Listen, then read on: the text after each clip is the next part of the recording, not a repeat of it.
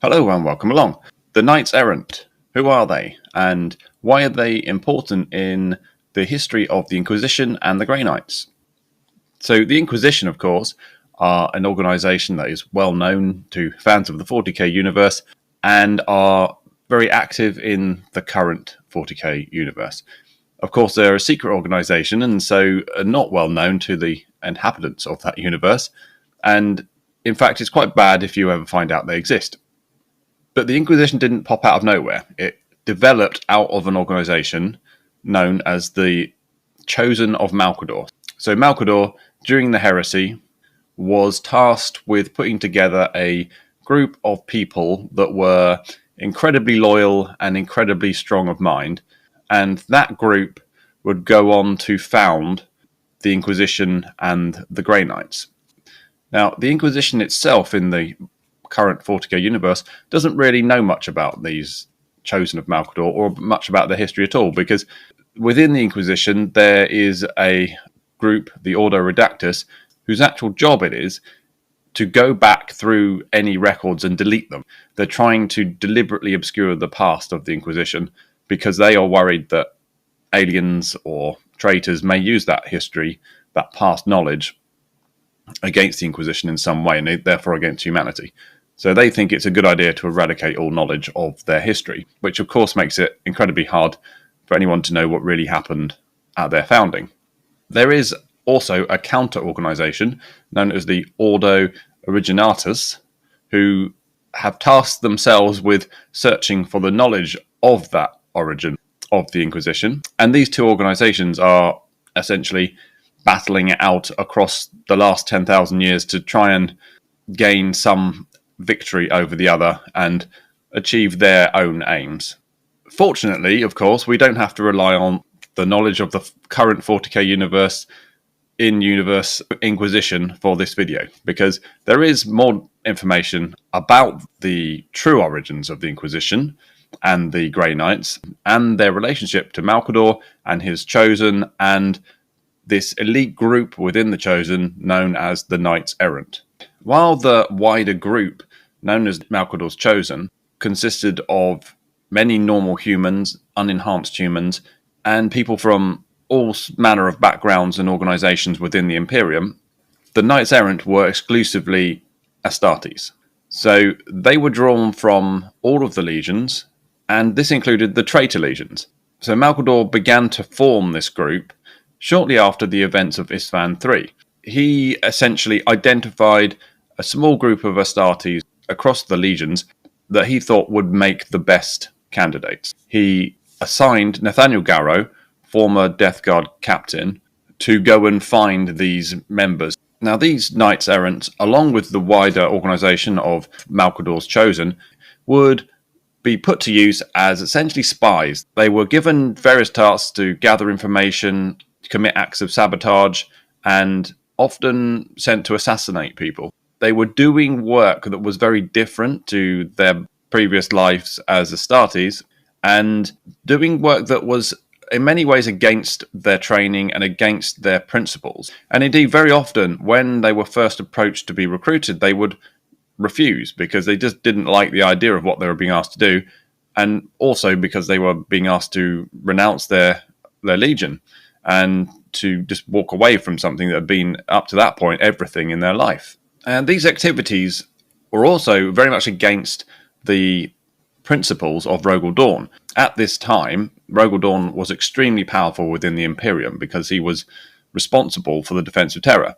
And so although Malcador was the regent of Terra and was in effect the most powerful person in the Imperium after the Emperor, Dorn did have very similar levels of official power. And of course he's a Primarch, so he has massive respect from most parts of the Imperium, particularly the military. And he has a very stubborn and fixed personality. If he believes something is right, then that's what he will do. And he felt a lot of the tactics that Malcador used were not right, were not ethical, were not honourable. There was essentially a cold war going on in the background during the heresy between Malcador and Dorn and their various agents. And this even included actual conflict, violent conflict, where people did die. And so this wasn't just them having disagreements in meetings. This was them giving orders and counter orders that actually went against each other's wishes and actually caused the deaths of their followers. And they did this not because either one was disloyal to the emperor or either one was trying to aid the traitors. They just believed that their own methods were superior to each other. And because they were so committed to achieving victory, they would do whatever that took to achieve that. Now, Malcador had a slightly different view of the world to Dawn, to put it lightly, and so his tactics went beyond what Dawn would seem as acceptable, and so he did often order assassinations. He often manipulated and tricked people into getting his own way, whereas Dawn was much more straightforward, although Dawn himself had people operating in the shadows in the background, so he wasn't 100% like straightforward in the way that he was conducting himself. On top of this, there's also Constantine Valdor, the commander of the Custodes, who had his own agenda. Of course, he put the safety of the emperor above all else. Dawn put the defense of Terra above all else, and Malcador was thinking of the future events of the defeat of chaos. And so those three slightly different objectives that obviously have a huge amount of overlap did lead them into various conflicts. Now, I think one of the events that highlights this clash between Dawn and Malcador occurred during the recruitment process for Malcador's Knights-Errants. So Malcador had given Nathaniel Garrow the position of prime agent, his first agent, and he was going around recruiting these identified individuals, and one of which was a former librarian of the Imperial Fists. Now, Dawn being Dawn, decided when the Emperor issued the Decree of Nicaea, essentially banned Psykers from the legions, he decided the best thing to do was to lock up his librarians in a sealed vault on the phalanx. This is quite an extreme reaction, I would say, and just shows how his mind works. I don't think any of the other Primarchs did anything quite as extreme as that. Most of the other Primarchs, of course, did comply with the decree and did essentially make their librarians become normal battle brothers. They had to give up the use of their psychic powers. But Dawn went so far as to lock them in a sealed vault. But Malcador, being Malcador, decides that he wants one of them. And he thinks this guy, Masich, is going to be useful to him as one of his Knights-Errants. And so he sends Garrow to go and get him. So Garrow infiltrates the phalanx, breaks into this sealed vault, and is confronted by the remaining librarians of the Imperial Fists. Now, this appears to only be 6, which is a bit weird, because that's not very many. Maybe they've been greatly depleted up to this point, or maybe only 6 actually came to the entrance of the vault. It's hard to tell. But either way, Garrow offers these 6 former librarians a chance to join him, even though he was actually only sent to recruit one of them. Garrow is obviously sympathetic to their situation, and he feels like, well, I would want to have a purpose in this fight against the traitors, and he offers them their chance to do that. And of course, being Imperial Fists, they completely refuse. They're like, no, Dawn's given us an order. We're to wait in this room until he tells us otherwise. And Garrow finds out that they've literally been in there the entire time. Years. They've been in there years since the Council of Nicaea, and they have been ordered to go in there. They haven't had any contact from Dawn, any contact from anybody else in the Legion. They're just sitting in there, waiting for future orders, thinking one day we'll be asked to come out and help. So they don't know anything about the heresy. Now, it turns out that Dawn actually knows that Garrow's there. He hasn't secretly infiltrated the phalanx. Dawn confronts him, gives him a bit of a warning, basically tells him don't do this kind of stuff again, but he does give him a chance to speak on his own with the guy that he's come to get, Masich, which shows that there is some leniency within Dawn. He's not absolutely rigid. Kind of, well, okay, I'll let this go. You can go and talk to him over there in the corner on your own. But of course, he knows that he's an Imperial Fist and he'll just do whatever Dawn has told him to anyway. So it kind of doesn't really matter. It's a no risk to him either way. So Garrow talks to him on his own, reveals all of what's happened, reveals the heresy, reveals what Malcador's plan is for him and that he should come and join him as a Knight-Errant, etc. And of course, he refuses. He's not going to come. Dawn's given him an order, and that's as far as it goes. So Garrow can't really do anything about this and has to accept the situation. He leaves. But Dawn, on the way out, Dawn basically says to him, they're not prisoners. I'm not keeping them there to protect us from them. I'm keeping them there to protect them from chaos. That's essentially what he's doing. So he was so worried about chaos corruption after the Council of Nicaea, even though he doesn't know about chaos at that point, he decides he's going to lock them up to protect them. I'm not convinced by this. So that story, I think, really goes to show the very different natures of Dawn and Malcador, and how Malcador will literally send one of his agents to infiltrate the home of a Primarch and steal away one of his men who he has locked away. So it's not even like he's just going to talk about one of the normal members of the Legion. This is that Dawn is locked in a sealed vault. And Malcador's like, I don't give a about that. Garrow, go and get him out. So he doesn't have much respect for Dawn in that sense. And Dawn, on the other hand, it shows how rigid he is, how his first thought when it's revealed that the legions can't have psychers anymore is, I'll lock them in a room. Now, another incident where Garrow is sent to recruit a member of a loyalist legion to join Malcador's Knights-Errant is Tylos Rubio, who is an ultramarine. Now, I think it's interesting that the Knights-Errant were recruited from loyalist legions as well as traitor legions. If you think about the traitor legions, it kind of makes sense. Their legion has turned traitor, but they're still loyalist. They've got nowhere else to go. Malcador's giving them a second chance, if you like. It's quite a good thing for him to do. The Imperium is still getting use out of them. Everyone's a winner. But with the members of loyalist legions, it's a bit different because their legion is still loyal to the Emperor. They're still fighting against the heretics. Malcador taking them away from their legion is quite a selfish thing to do in some ways. He's saying, my mission is more important than your loyalty to the legion, your loyalty to your Primarch. Just get over it, basically. Now, of course, most of the loyalists, when confronted with this, don't really want to do it. They want to stay loyal to their legion and to their Primarch. One of those is Tylos Rubio. He's on Calth. He's literally fighting a battle to the death with the Wordbearers, with his battle brothers, after being sneakily attacked by the Wordbearers, who have betrayed them and done terrible things to Calth, killed many, many Ultramarines and countless civilians, destroyed the planet, essentially, made it a nuclear wasteland. All he wants to do is fight the Wordbearers and get some kind of retribution out of this terrible situation he's been put in. And Garrow turns up and is like, no, you need to abandon them and come with me. Malcador's got a job for you. And of course he says no, as you would imagine any Astarte under those circumstances would. He says, I want to stay and fight with my battle brothers. I can't abandon them. What would that kind of person that would make me?